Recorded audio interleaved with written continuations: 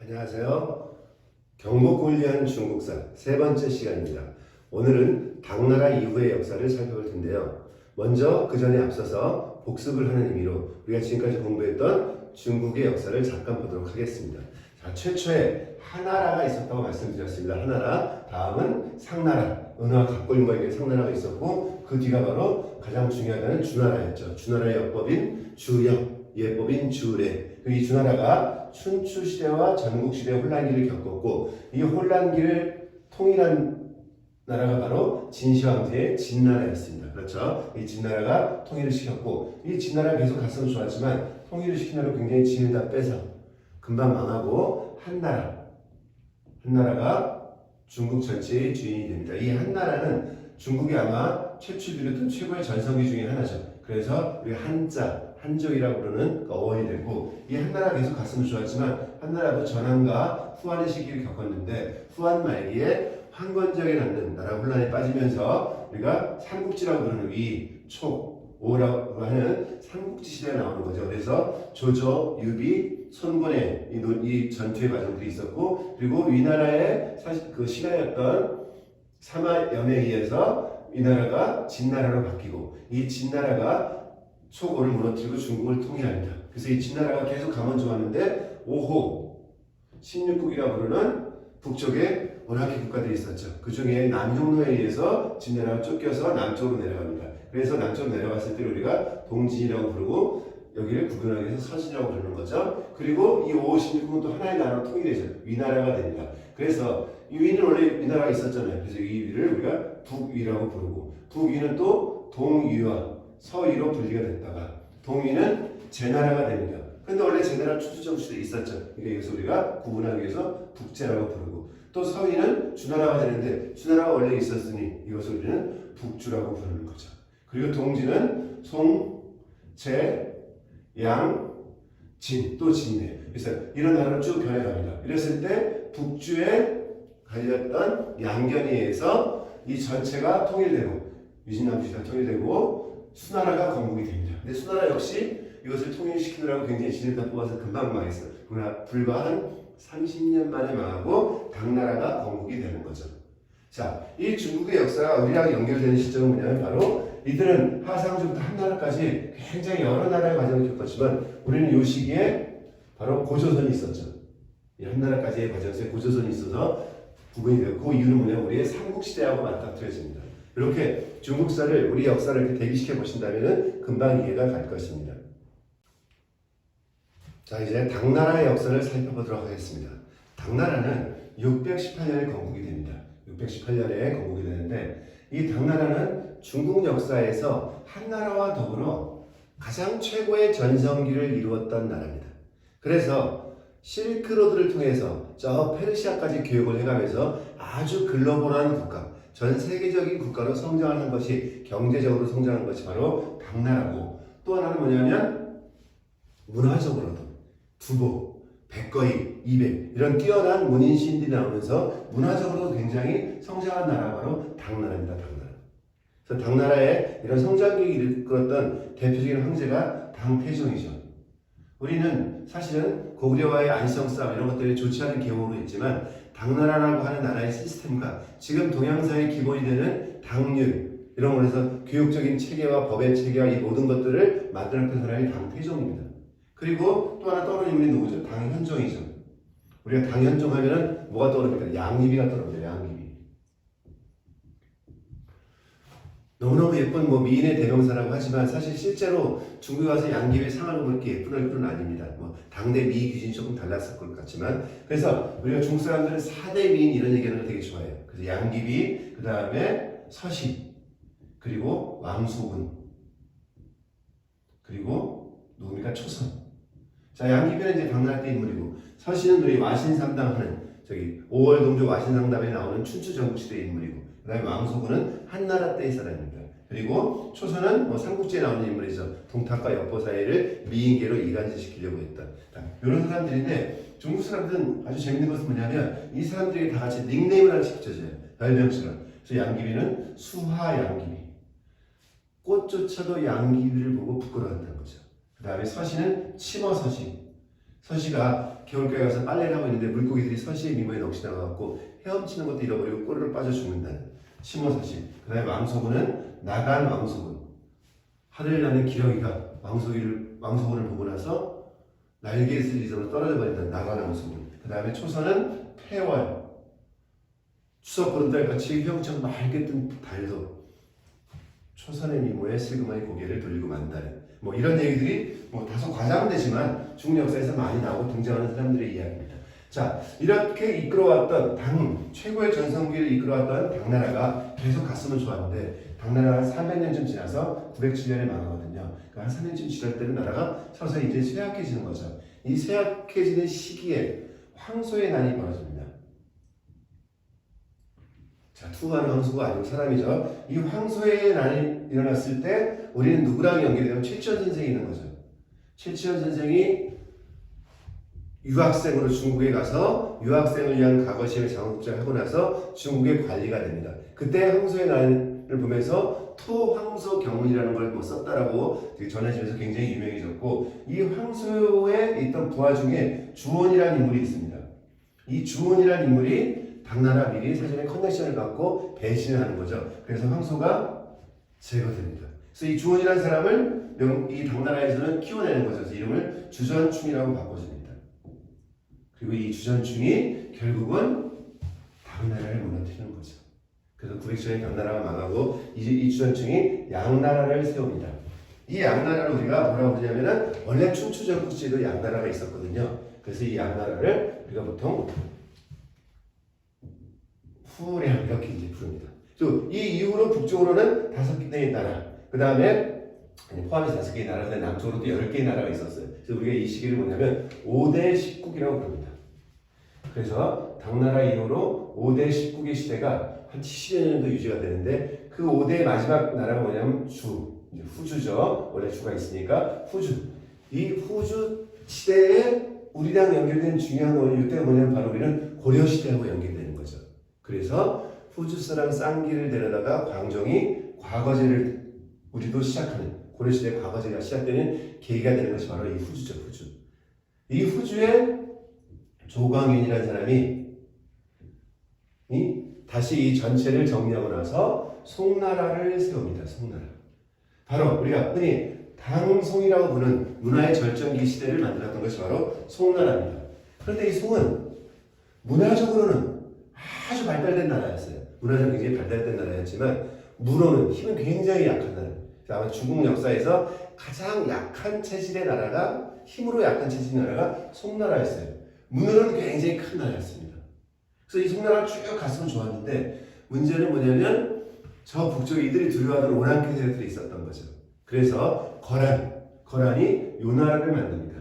이 요나라를 만들어 끊임없이 송나라를 괴롭히는 거예요. 송은 견딜 수가 없습니다. 툭 하면 쳐들어와서 괴롭히는 바람에. 근데 마침 만주 쪽에 여진 쪽이 금나라를 만들었어요. 그러니 송의 입장에서 이제 오랑캐를 물리쳐야 되겠다. 그래서 요나라를 치는데 금나라를 활용합니다. 그런데 우리가 어떤 나라 둘을 활용하기 위해서 뭐냐면 내가 그들을 컨트롤할 수 있는 힘이 있어야 되잖아요. 근데 송나라는 그 정도 힘이 없었던 거죠.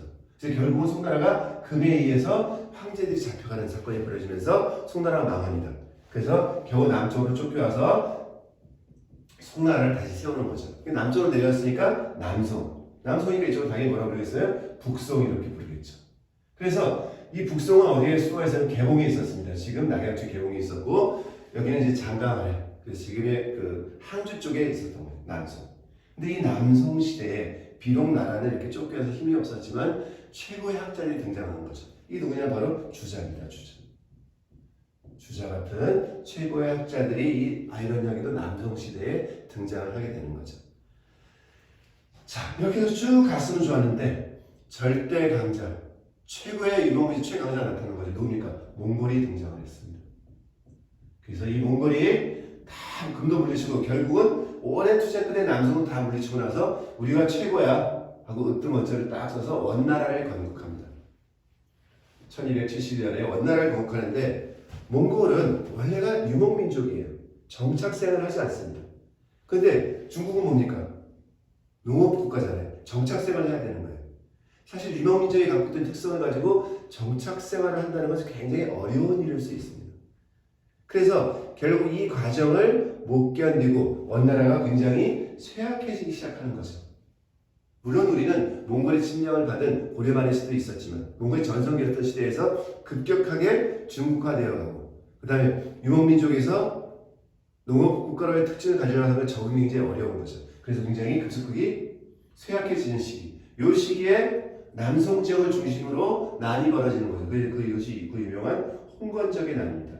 그리고 홍건적의 난 중에 하나의 그룹 쪽에서 힘을 가지고 있었던 주원장이라는 인물에 의해서 원이 물려치고 명나라가 건국이 되는 거죠. 그래서 1368년에 명나라가 건국이 되고 우리도 역시 뭐예요? 1392년에 조선이 건국이 되는 거죠. 비슷한 시기로 같이 이렇게 오는 겁니다.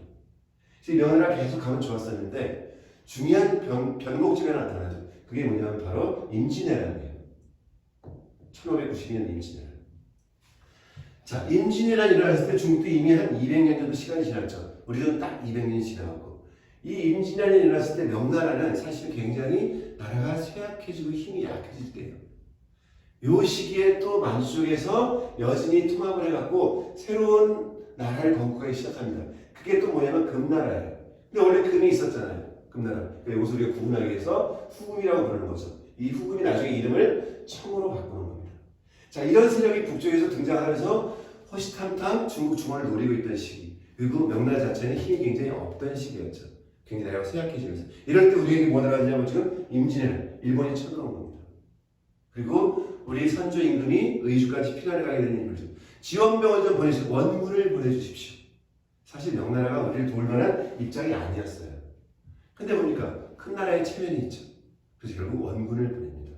그래서 그 원군을 보내는 바람에 어떤 의미에서 우리는 임진왜란을 극복하는 경우가 되어버렸고 이 원군을 보내느라고 마지막 남은 힘은 거의 다 쏟은 명나라는 급격히 쇠약해지면서 망해지는 거죠. 그래서 우리는 임진왜란을 과정 통해서 명나라가 제조지은 우리를 다시 나라가 유지되게 만들었다 해서 제조지은을 가지고 조선독이 엄청나게 그런 감사의 나라를 보내지만 명나라 입장에서 임진왜란을 도와준 일 자체는 나라를 결정적으로 망해가는 계기가 되었던 것입니다. 자, 그리고 나서 그 틈을 타서 본격적으로 성장한 청나라가 결국은 1644년에 완벽히 명나라를 무너뜨리고 북경에 들어가고 중국 전체의 주인이 되는 거죠. 그래서 청나라가 출발하게 됩니다. 그런데 이 청나라는 사실은 중국 입장에서 봤을 때는 변방의 오랑캐처럼 얘기했지만 청나라는 강희제, 옹정제, 걸륭제 이 130년의 시기를 겪으면서 최고의 중국을 만들어냅니다. 지금 현재 중국의 크기는 이 청나라가 다 만들어졌다고 보면 돼요. 이렇게 큰 나라를 건국했습니다. 그러나 청나라가 처음 나라를 건국하고 중국 전체의 주인이 됐을 때 만주족이 불과 인구가 200만 밖에 되지 않아요. 근데 당시 중국 인구는 1억이 넘습니다. 사실 이 200만이 1억이라는 나라를 통제하는 건 굉장히 어려운 일이거든요. 그러고서 보니까 이 200만이 정신무장을 하고 똘똘 뭉치고 그래서 완벽한 형태로 자기들의 정신세계를 가다듬고 통치하지 않으면 안 되는 거죠. 그래서 이들의 기반이 됐던 시스템이 바로 팔기라고 하는 시스템 속에 와 있던 겁니다. 그래서 만주족은 이 팔기 체계를 중심으로 완벽하게 200만 명이 1억의 중국을 장악하고 지배하기 시작했던 거죠. 그런데 시간이 한 200년쯤 지나면 점점 초기에 긴장하고 이런 각오나 결의들이 점점 쇠약해지는 거죠. 마찬가지입니다. 그래서 1800년대 초가 되면은 중국 청나라가 서서히 그랬던 기운들이 많이 다운되고 자꾸 쇠약해지는 거죠. 이 시기에 등장하는 것이 뭐냐면 중국의 부패입니다. 부패. 중국 사람들의 부정부패는 아주 그 규모가 남다릅니다. 나라 크기만큼. 예를 들어서 중국 최고의 부패가 중에 한 명이었던 걸륭제의 신하였던